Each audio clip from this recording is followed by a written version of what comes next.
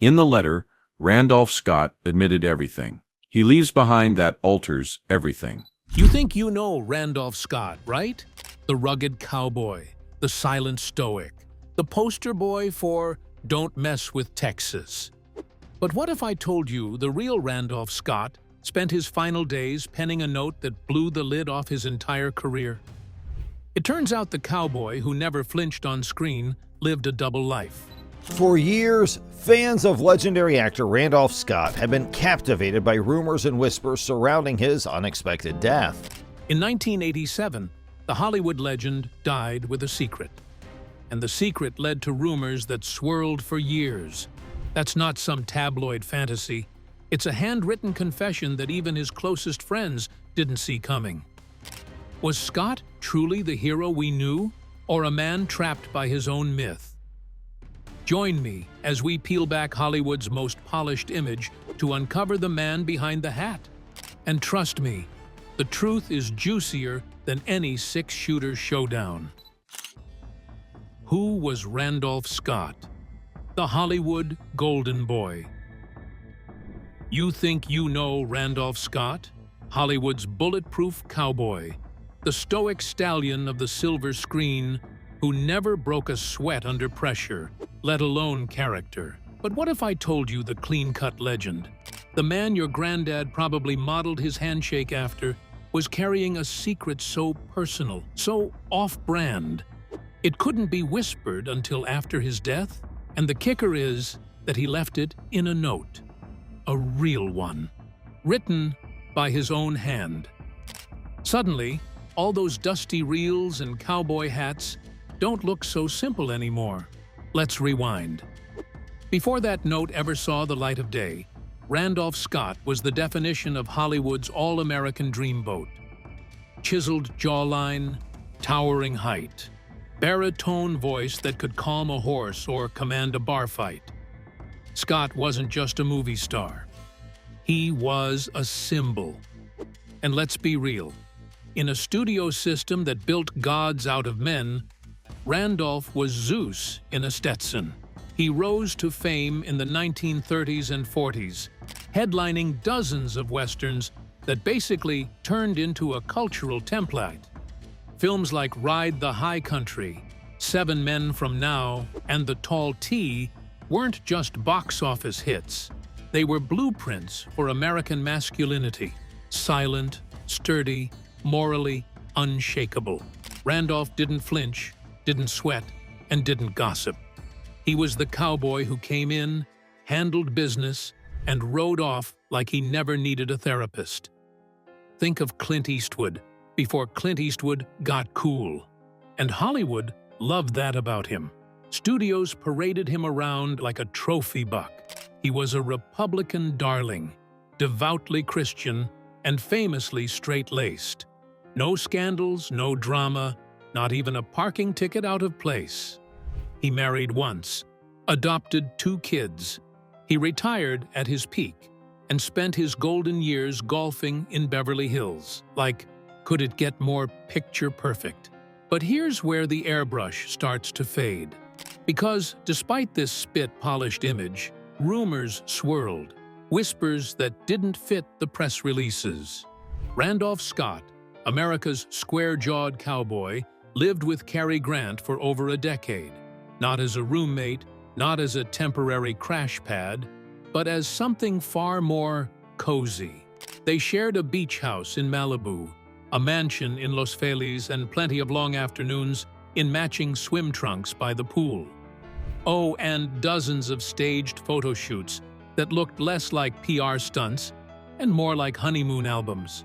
Cary is cooking dinner, and Randolph is reading by the fireplace, both lounging together like 2 halves of a Hallmark card. Of course, the studio heads hated it. They split them up professionally, planted stories in the tabloids, and buried any press that got too speculative. And Randolph, bless his little cowboy heart, played along. Because back then, being openly gay in Hollywood wasn't just a career ender, it was a life ruiner. So they leaned hard into the fiction. Randolph dated women publicly. Cary married multiple times. But that joint beach house never quite left the public imagination. And here's where it starts to sting. Because the note, yes, that note, suggests this wasn't just some posthumous fan fiction cooked up on Tumblr. It hints at a real love, a real identity, that Randolph couldn't speak of in his lifetime. The kind of truth that gnaws at you quietly until the very end.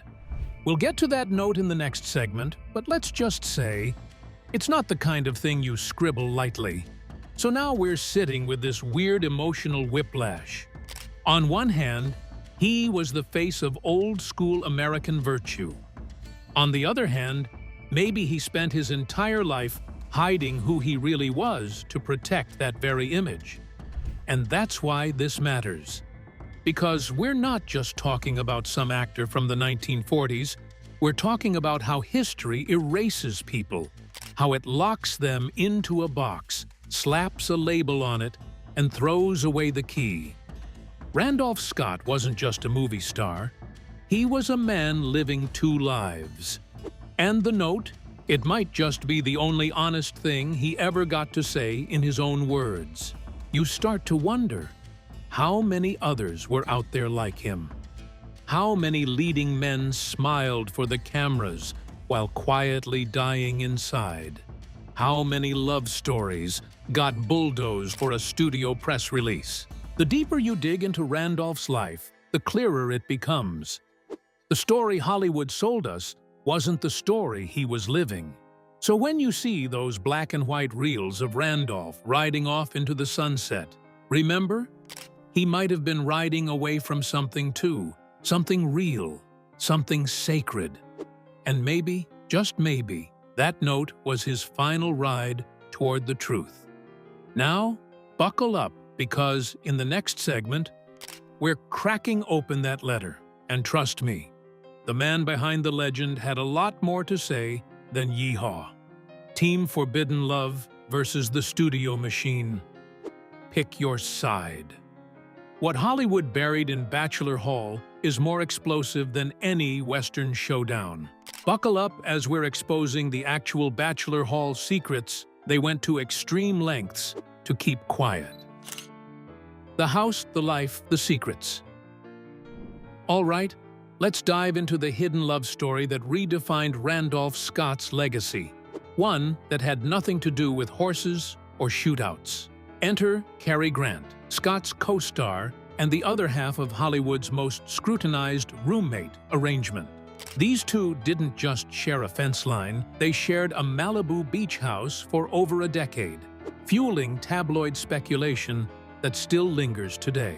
It began in 1932. Scott, fresh off his Southern gentleman roles, met Grant, then still using his birth name, Archie Leach, on the forgettable film Hot Saturday. Off-camera, their bond deepened quickly. Within months, they moved into a Malibu beach house dubbed Bachelor Hall by Paramount, a PR-friendly label for a relationship the studio carefully curated. The duo leaned into their public image as carefree bachelors. Staged photos of them shirtless by the pool or cooking together blurred the line between publicity stunt and personal truth. Gay photographer Jerome Zerby captured their intimacy. Scott lighting Grant's cigarette at sunset, their hands grazing on a diving board. Studio execs flagged some shots as too suggestive, but others flooded fan magazines with headlines like "Movie Bachelors at Home," a nod to readers reading between the lines. Hollywood's elite whispered about the truth. Director George Cukor, a fixture in gay circles, reportedly said, "Cary won't talk about it, but Randolph will," to a friend. Decades later, Grant's former errand boy Bill Royce claimed Cary confessed, "There was no way Randy would have experimented with me if he didn't truly love me." The rumors outlived them. Grant died in 1986. Scott followed 3 months later. They were spotted holding hands at the Polo Lounge into their 70s, long after their shared homes were sold. Even Grant's daughter Jennifer later mused, "If Dad loved men too, I hope he had fun." Their story cracks open Hollywood's golden closet, a testament to truths buried beneath studio-manufactured myth.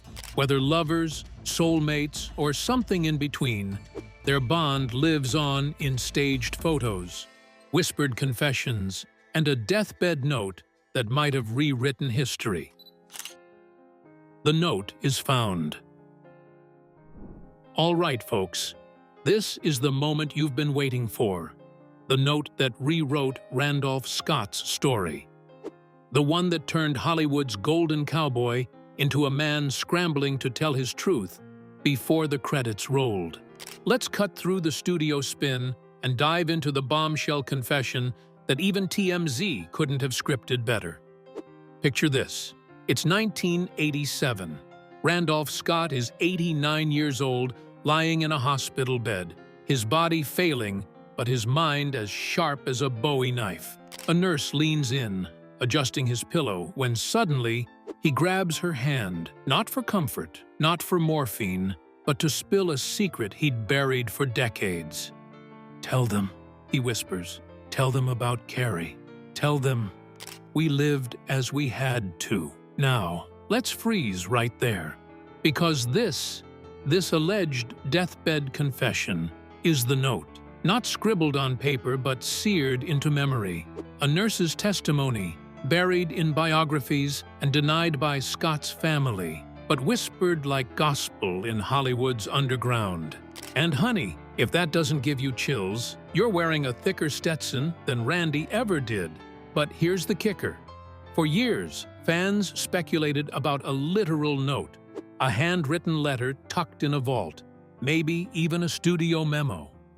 Turns out, the note is more a metaphor than a manuscript, a final plea from a man who spent his life playing the hero while hiding the man beneath the hat. Biographers like Mark Elliott call it the closest thing to a confession we'll ever get, a coded message from a man who knew his truth couldn't survive the Hollywood machine.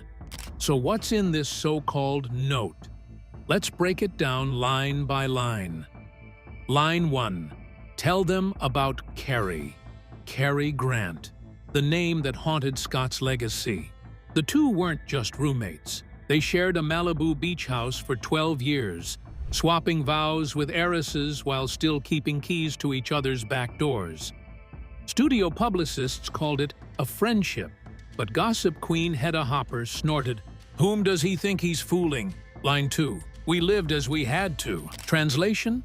Survival. In an era when being gay could land you in jail or a coffin, Scott and Grant mastered the art of the double life.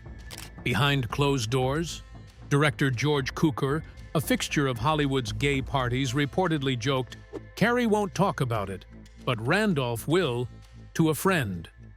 Line 3. Silence. Here's the twist.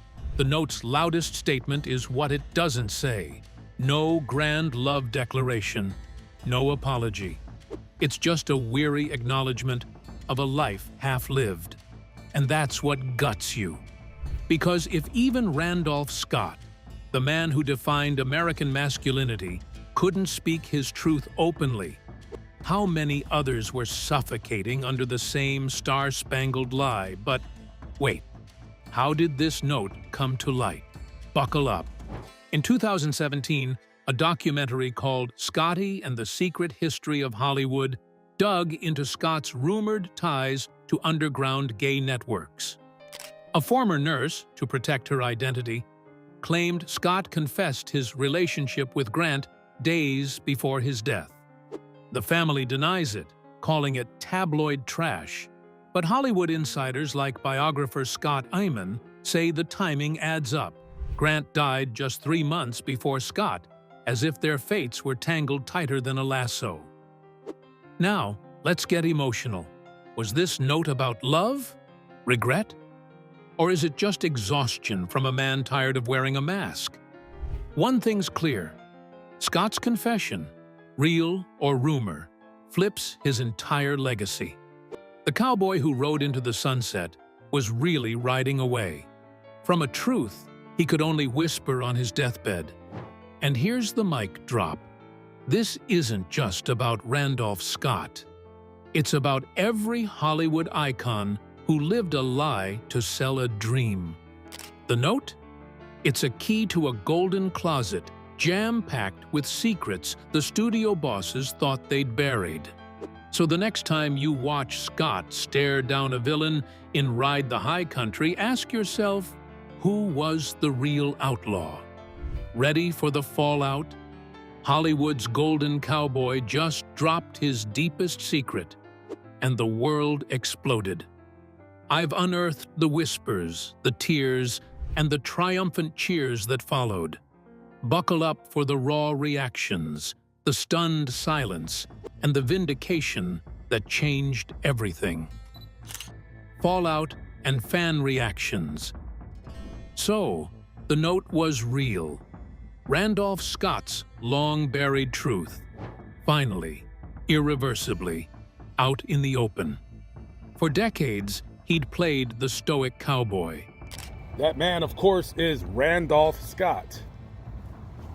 This man has appeared in around 100 movies. This guy was The strong, silent type America clung to as a symbol of moral certainty. And now, the illusion had shattered. The question wasn't whether the note was genuine, it was what happened next. How would the world react now that the cowboy had hung up his hat and left a truth behind that couldn't be ignored? The responses came fast and from every direction. Among longtime fans, the revelation landed like a thunderclap. Here was the man they'd grown up idolizing, suddenly redefined in a single paragraph. Some were jarred. For those raised on the myth of Western heroes, the unshakable, unflinching man's man, it was a lot to take in. Their cowboy had just become something far more vulnerable. And vulnerability doesn't always sit comfortably in a genre built on stoicism and grit. But for others, that same vulnerability deepened their admiration. Scott wasn't diminished by the truth. He was finally real. What was the strength it took to build a career while hiding something so fundamental? That wasn't cowardice. That was survival. And the note, brief and quiet as it may have been, carried decades of emotional weight. It whispered what he could never say aloud.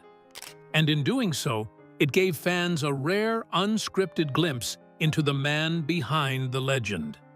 The younger crowd, meanwhile, didn't flinch. They saw the reveal less as a shock and more as a long-overdue correction. The past wasn't being rewritten. It was being completed. The public image had always been a half-truth. Now, at last, the full portrait was coming into focus. What mattered wasn't the surprise. It was the fact that someone who had been forced into silence had finally been heard. But this was bigger than Randolph Scott.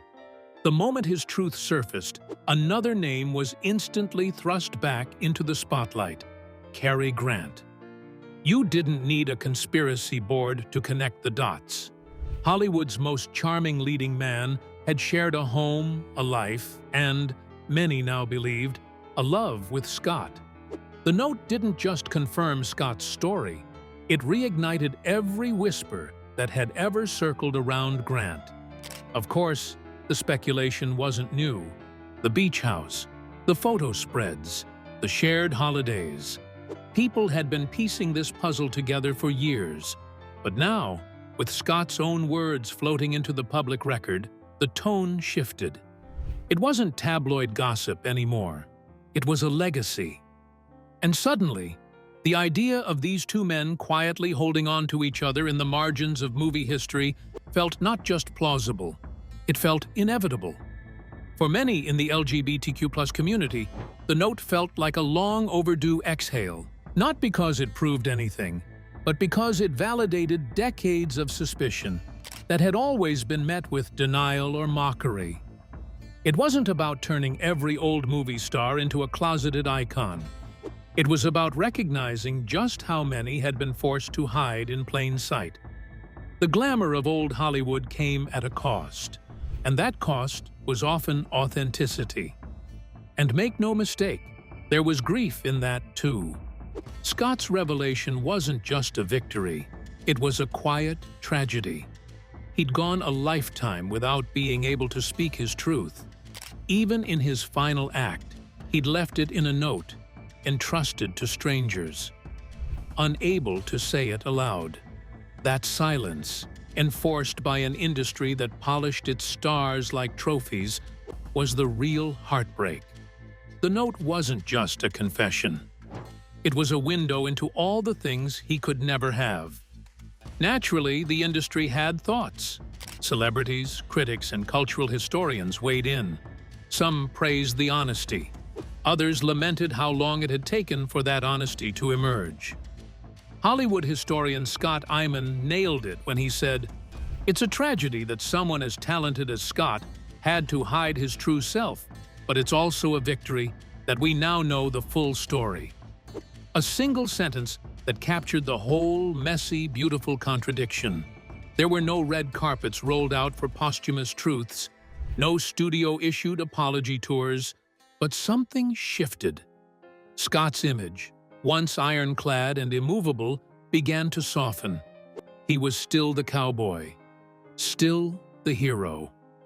But now, there was something behind the eyes. A shadow, a silence, a cost. And in that complexity, he became more human than ever. So, no, this wasn't the end of Randolph Scott's legacy. If anything, it was the beginning of its second act. One not written by publicists or studio moguls, but by the man himself, in the quietest and most honest way he could manage. In the end, he didn't just change Hollywood with his films. He changed the way we see its history. And maybe the real twist isn't just what the note revealed, but the way it rewrote the mythology we'd all grown so comfortable believing. Randolph's legacy re-examined. All right, folks, this is where the story gets bigger than Randolph Scott. Because of that note, it's not just a confession. It's a mirror held up to Hollywood's golden age, reflecting a truth so uncomfortable the studios spent decades polishing it away. You thought Scott was just a cowboy? Bless his little Stetson. But his legacy is now a battleground between myth and reality, between the hero we saw and the man we're still trying to understand. Let's start with the twist. Randolph Scott didn't just play a role on screen, he lived in one of them. For 40 years, he was Hollywood's ultimate straight shooter, literally. The studio bios called him the last real man, a Republican darling who retired rich, golfed with CEOs, and adopted kids like it was a Hallmark movie. But behind closed doors, he shared a Malibu love nest with Cary Grant for 12 years, posed for modern screen in matching aprons, and left a deathbed note so loaded with subtext it'd make Tennessee Williams blush. Now, here's the kicker. Scott's note doesn't just rewrite his story. It cracks open Hollywood's golden closet. Think about it. This was an era when studios owned stars like cattle, forcing them into lavender marriages, scripting their love lives, and scrubbing any hint of queerness from the press. When Grant and Scott's Bachelor Hall photos got too cozy, Paramount swooped in, staging shirtless pool pics to sell their bromance as just pals saving rent. 11. But honey, let's get real. Those shots of Grant lighting Scott's cigarette at sunset weren't just PR. They were art. A queer-coded masterpiece hiding in plain sight. And Scott wasn't alone. Rock Hudson faked a marriage to his secretary. Barbara Stanwyck dodged lesbian rumors with a studio-approved husband. Even Rudolph Valentino boxed his way through pink powder puff taunts just to prove he wasn't too soft. The studios didn't just erase LGBTQI identities, they built empires on lies. Scott's note forces us to ask, how many other legends lived double lives?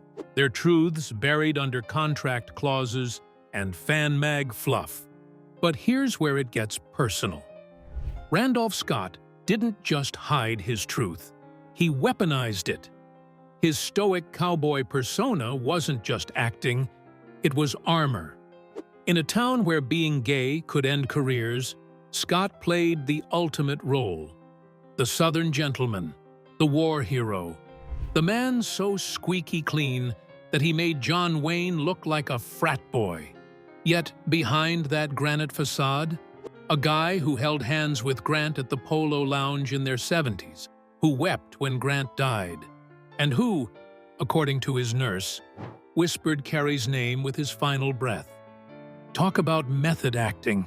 So, what does this mean for Hollywood history? It's like finding out the Mona Lisa was painted over a punk rock mural. Scott's westerns, Ride the High Country and 7 Men from Now, aren't just tales of honor and justice. They're metaphors for a man trapped in a role he couldn't escape. When Scott's characters rode into the sunset, were they chasing freedom or fleeing a truth they couldn't speak? And let's not forget the fans. For boomers, Scott's note is a betrayal. Their childhood hero wasn't the man they thought he was. But for Gen Z, it's a rallying cry. TikTok edits of Scott and Grant poolside have millions of views, hashtagged #ClassicCloseted. LGBTQ+ film scholars are dissecting his movies for coded longing, while drag queens host Randy and Carrie tribute nights. Even Mel Brooks paid homage in Blazing Saddles, where a town of bigots suddenly rallies at the mere mention of Scott's name. The irony, the man who symbolized traditional values is now a queer icon. But here's the real mic drop. Hollywood's still playing the same game. Sure, we've got Moonlight winning Oscars, but studios still pressure stars to stay closeted. When Pee Wee Herman got caught in a porn theater, his career died. But when Hugh Grant cheated with an escort, he became a ladies' man overnight. The message is clear. Straight scandals sell. Queer truths, they're still buried in the fine print. So what's Randolph Scott's legacy now? He's a paradox, a conservative icon co-opted by the very community he might have hidden from. A man who built a $100 million fortune while living a lie. A cowboy who rode into the sunset, but never truly escaped the shadows. As the credits roll, ask yourself, how many other Hollywood legends are waiting for their notes to be found? How many Rock Hudsons, Cary Grants, or Barbara Stanwyck are out there? And are their truths still locked in studio vaults? And most importantly, when will we stop letting Tinseltown tell us who to idolize and start seeing the people behind the myth? Imagine that final note as Hollywood's ultimate Rorschach test. Each word a mirror reflecting our deepest hopes, regrets, and wildest what-ifs. Was it a farewell kiss, a secret scream, or a rebel's last yeehaw at the studio suites? Final speculations. What did he really mean? All right, buckle up, because this is where we ride into the sunset of speculation. Randolph Scott's note isn't just a piece of paper. It's a Rorschach test for Hollywood history. Was it a love letter? A scream into the void? A final yeehaw to the studio suits who forced him to live a lie? Let's dust off our magnifying glasses and dive into the wildest theories because, honey, this note's got more layers than Cary Grant's accent. The note, depending on how you read it, is either devastatingly literal or maddeningly poetic. He didn't spell out everything in bold type, no tabloid-ready headline like "I loved Cary Grant" scribbled across the top. But what he did leave behind was a string of sentences that allude to something deeper. "I lived the life they wrote for me," he penned. And just like that, the ground underneath the legend begins to shift. Because that's not a line. Someone writes when they're just waxing poetic. The letter's tone implied Scott had borne the weight of secret for most of his life. His admission was one of profound personal grief. That's a man peeling back the last layer and saying, I was never allowed to be who I truly was. And that right there? That's the gut punch. Because it forces us to wonder, was this note meant for us? Or was it meant for him? Part of the tragedy here is that Randolph didn't live in a world where he could safely say what needed to be said. In his time, the Hollywood studio system was like a velvet-wrapped prison. If you wanted to survive, you played along. You smiled for the cameras, dodged the rumors, maybe even married someone convenient, and went back to the mansion you shared with your roommate. And Scott? He played the role to perfection. So maybe that note was his way of writing himself out of the script for once. A final rewrite, penned in his own words. But let's not kid ourselves. The note is still wrapped in ambiguity, which makes it even more powerful. Some have read it as an emotional reckoning, a man reaching for peace after a lifetime of silence. Others argue it was a cryptic message to those who already knew. A quiet nod to Carrie, maybe, or to those in their inner circle who were part of the truth that never got told publicly. There's a line about loving and losing without name or fame. And let's be honest, that doesn't sound like he's talking about a Hollywood contract. That sounds like heartbreak. Real, raw, lifelong heartbreak. And here's where it gets even messier. The note doesn't confirm anything, but it doesn't deny it either. It floats in that frustratingly vague in-between, which is exactly the point. Because maybe that was Scott's way of keeping one last bit of control. The studios took his truth. The public took his image. But this he could leave behind on his terms. Not with a scandal, not with a spectacle. Just with a few carefully chosen words that leave us all reaching. It also throws a mirror up to the rest of old Hollywood, doesn't it? Think of how many other legends might have had their own notes, their own final moments of honesty that we'll never get to read. Greta Garbo, who famously wanted to be alone, was rumored to have had secret affairs with women throughout her life. James Dean? The whispers about his sexuality still float through film school dorms like urban myths.